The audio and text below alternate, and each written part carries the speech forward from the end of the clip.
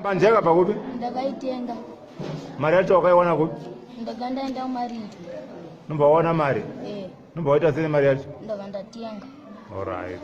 Nombawaita kuyazoya kuchikoro sei? Kuya kuchikoro? Tandaenda nayo.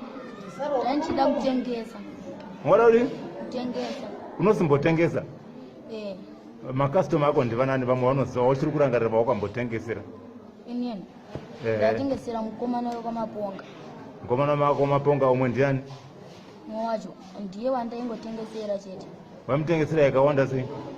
Ndaingomutengesera star chete. Star? Iyo zvaunotengesa? Ndore foja yacho. Ndiani anohodha? Alright. Anohodha ndiani Mbanje? Anonzani zita rake? Anonzani zita rake anohodha?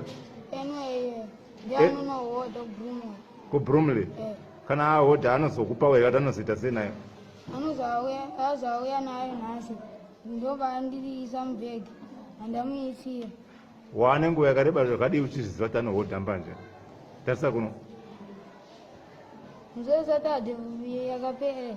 Ukakatomona munyara yatsawo. Ndoba kanohodha baba. Saka iwe unomuperekedzera kuenda kunohodha Mbanje? Akati ndiperekedza ndanomuperekedza.